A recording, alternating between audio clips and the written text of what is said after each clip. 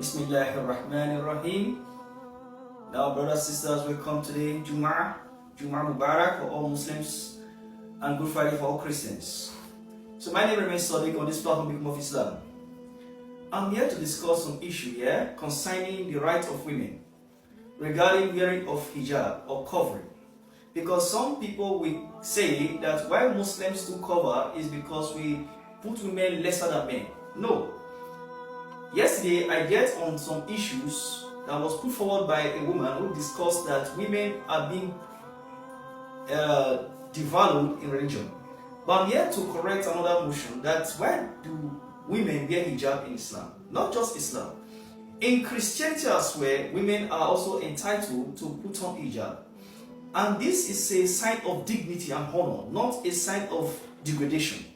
Because hijab or covering is like protecting an ornament. For example, if you have a gold is a special jewelry, and you have a gold, you put a gold on a box, a very secure box, protected. Against what? Against thief, against hijackers and all that. Or against some eyes that can come in and get entangled with it and take it off from you. So these are the reason why we need to protect our women. Our women are jewelry for men. Because the Quran has mentioned that our women are our clothes. Like example, Alibasu, Indana, and Nisa. The women is for us a clothes. We protect them, we shield them. That is the reason why they have to cover themselves. Now, if you go in the Quranic verse where Allah ordered women to cover themselves, and I want to explain that verse, give a tafsir on that verse. Now we look at the verse, it's in Surah An-Nur, chapter 24 of the Holy Quran, the chapter of lights, verse 31. So reported, A'udhu billahi minash shaitan, Bismillahir Rahmanir Rahim, Kulli mu'minati yabguna min absarihina. Say to the women, lower your gaze. وَيَحْفِظُنَّ فُرُوجَهُنَّ. Then you have to protect your chastity. Women, telling them to protect their what? Chastity. Now the first one is to lower their gaze, because women are known for shyness. So they have to protect themselves by lowering their gaze, because sometimes when you look at women lustfully, sometimes there's some of them who are not being strong enough, they might be entangled with it and thereof fall emotionally to that person, so attached to that. So sometimes to avoid that, they have to lower their gaze, except for some kind of cases. Now it says again, protect their chastity.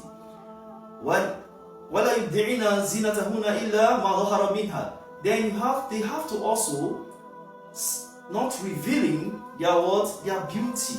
And that beauty, in essence, we know what woman beauty is. For example, we see that women have breasts, they have some kind of figure 8, we call it in some kind of slants. Now we protect those parts, they have to cover them off. If they cover them, they will have a dignity, because sometimes when you open them out for people to see, it will be an open book.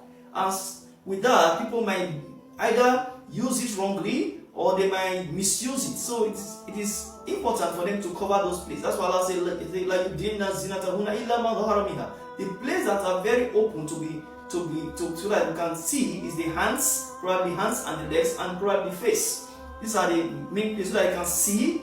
They can also hold something. They can do some walking and all that. So this is the reason why I should open such parts. And Allah continues to say in the verse, it says, وَلَا يُقْرِبُونَ بِخُمُورِهِنَ عَلَى جُيُوبِهِنَ. Then they should put on their veil. يَقْرِبُونَ بِخُمُورِهِنَ.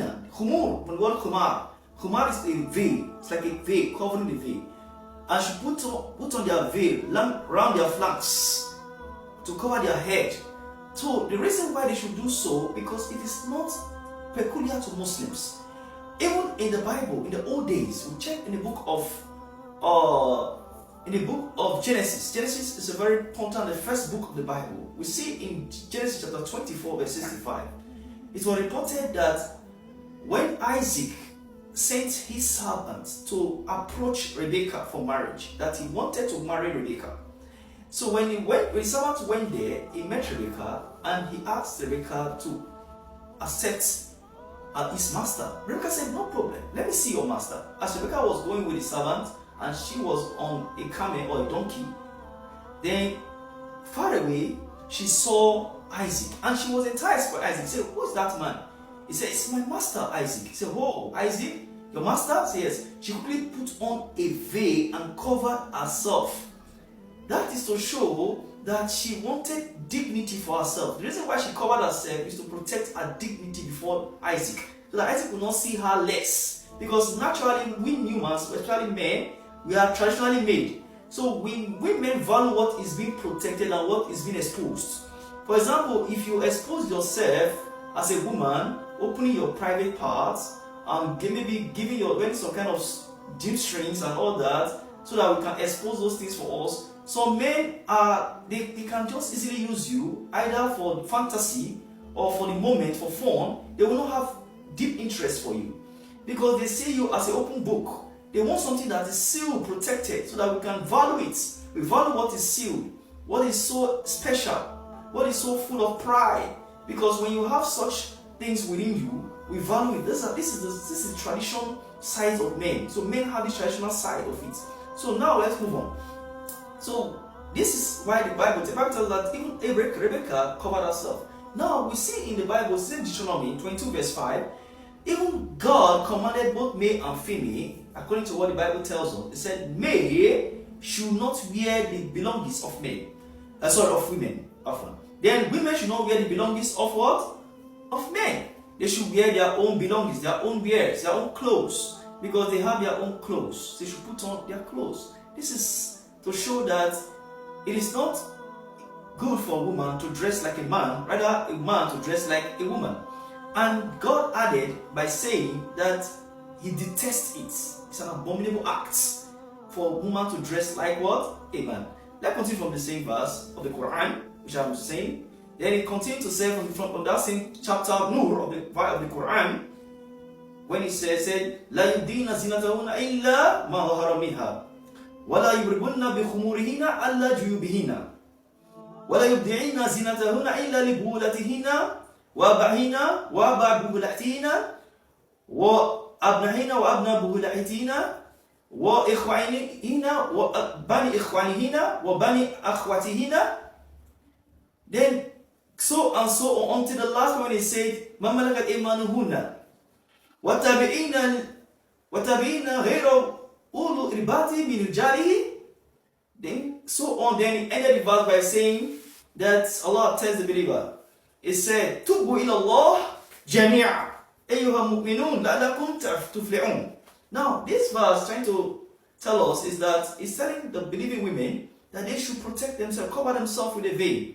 Then they should not expose their beauty except to their husbands, buhulatina, and to their fathers, abahina, and to their husband's father, and also to their children. These are the people they should cover, they should open themselves for. And to the children of their husbands, also to the children of their brothers, and children of their sisters, and so on. So these are, then he now ended it by saying that all believers turn towards Allah subhanahu wa ta'ala that you may be successful.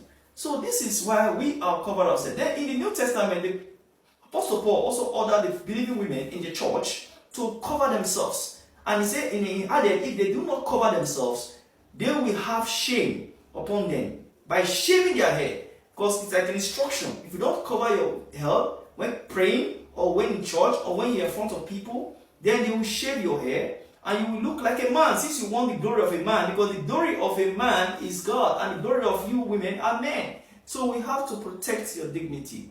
That is why it says in 1 Corinthians 11 verse 4, 5, 6 to 7. For your own advice, you can go there and study it to see the reason why we have to protect and cover ourselves. Thank you, brothers and sisters. I come to the next episode to discuss more about the issue of the rights of women. Thank you very much, brothers.